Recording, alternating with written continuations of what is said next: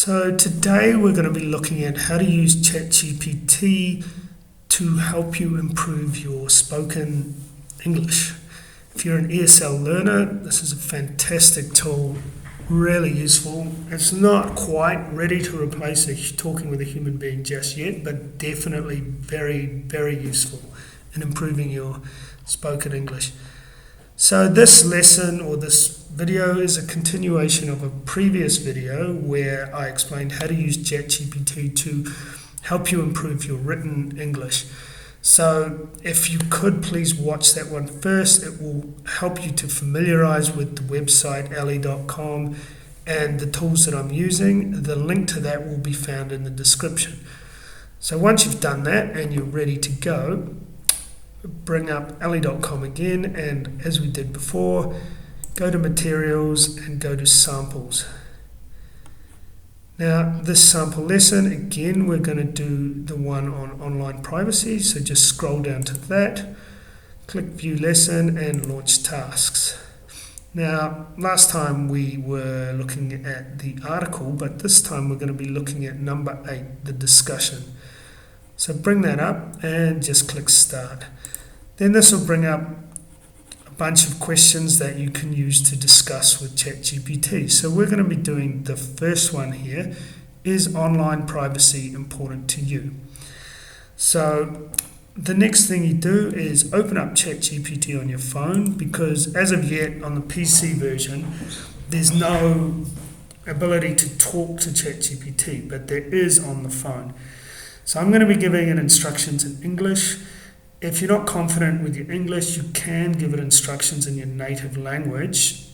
Just of course tell it that you're an ESL student and you want to have the discussion in English. So once you've opened that up, just click on this little button here on the phone and it will open up this chat screen. So just give it a second to initialize and it's ready to go.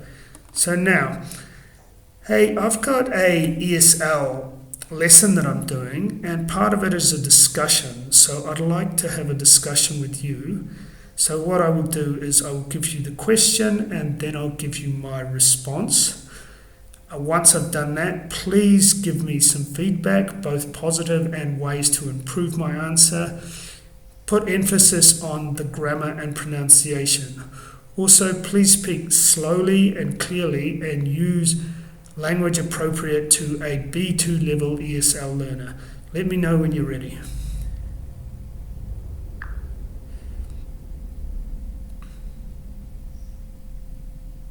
I'm ready whenever you are. Go ahead with your question and response when you're ready.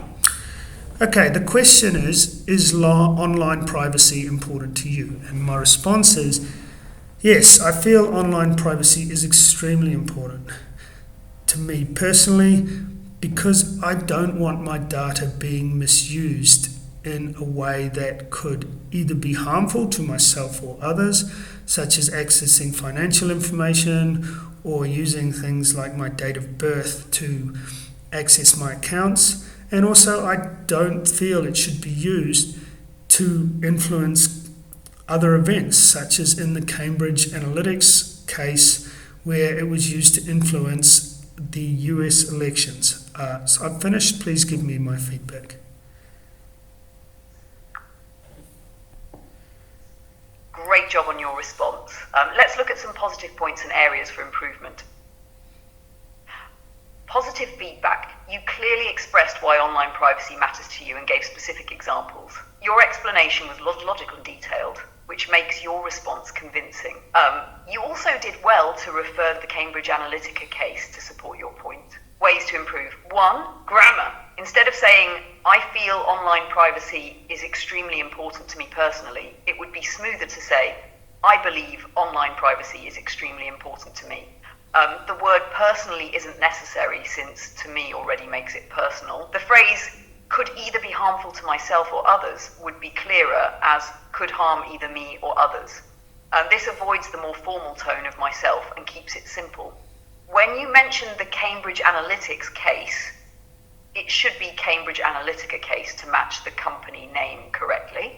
Pronunciation. Make sure to pronounce influence with a clear flu sound in the middle. For accessing, emphasize the first syllable, assessing. Suggested revision.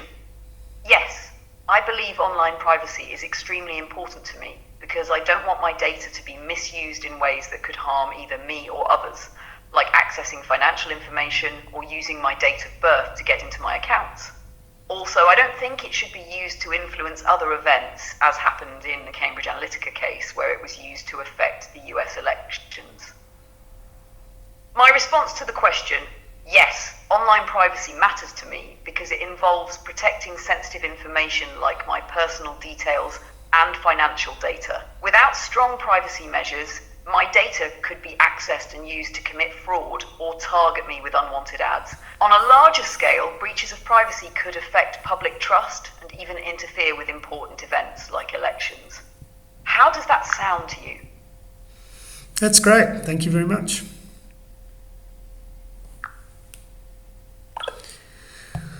So as you can see here, a fantastic tool to have a discussion, almost like having a discussion with a human being, not quite, but it's getting very close. And then as you can see here, when you close the chat, it will bring up a transcript of everything you discussed with ChatGPT, and that will be saved indefinitely, so you can always read over it if something wasn't clear or you just want to reread the feedback. So that's how to use ChatGPT to have a discussion. Now I'm going to talk about how to use it to do a role play. So for this, just go back to the sample lessons in le.com, materials and samples, and scroll all the way down till you get to the one about shopping. So I like this role play. It's very clear and quite simple. That's why I chose this one. So go into shopping, launch the tasks, and go down just at the top here, scenario 1, lost and found. Now to start this, you just have to close the menu and then the start button appears. So have a brief read through this. So basically what's happening here is you're going to play the role of a employee at a shopping desk with ChatGPT. So once you've read through that, bring up the ChatGPT again and click on this little button here and wait for it to load up and be ready. Now when it says listening, just go, I have a ESL assignment, a role play, so I will play the role of a person working at an information desk and you'll play the role of a shopper who has lost an item somewhere in the shopping mall. Does that sound okay?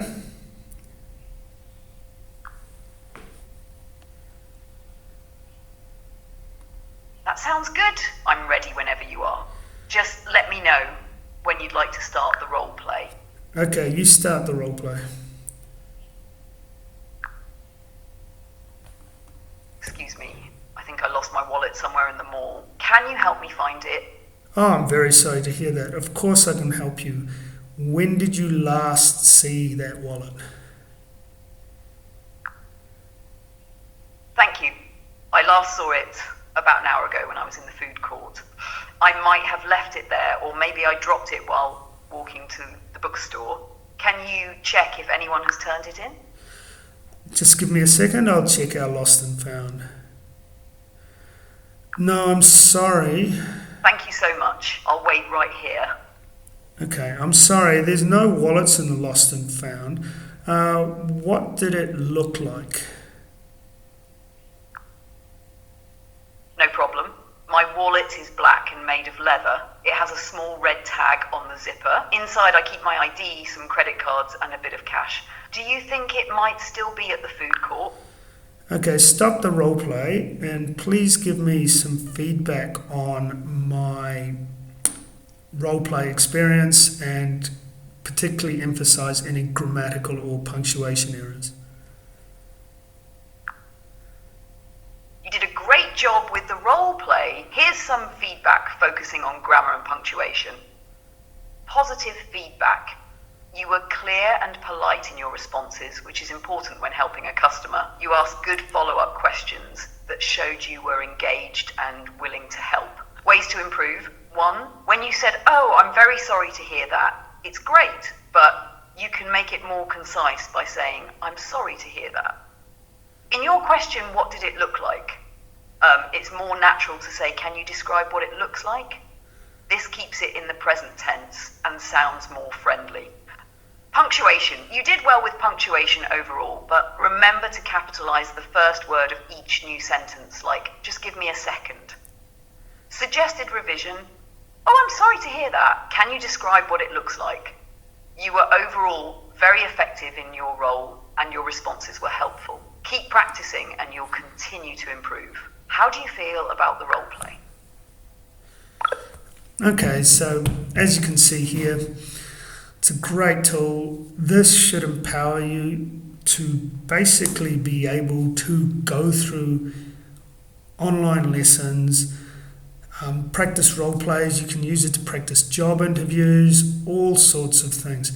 Fantastic tool to help you with whatever area of English you're trying to improve.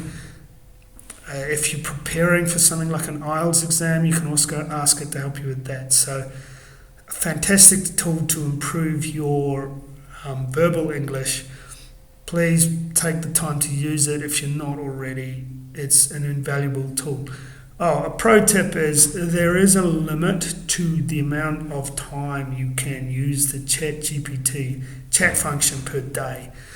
A way around that is simply to create another login. So when you log out of ChatGPT, then just log in a different account and it'll reset the time. So if you use Google accounts, it's very easy to switch back and forth. So I'll just give you a brief example of how to do that. So this little button here up the top, click on that. And then down the bottom you'll see these three dots. So click on that, go down there and click on sign out. And it'll sign you out of ChatGPT, and then again click continue with Google. And if you've got more than one account, it lets you choose. So previously I was using the top one, so I'll log in with the bottom one, signs you in, and your time is reset for the chat. So very simple. You can have multiple Google email addresses and sign in and out like that very easily if you need more time. Thank you very much for listening.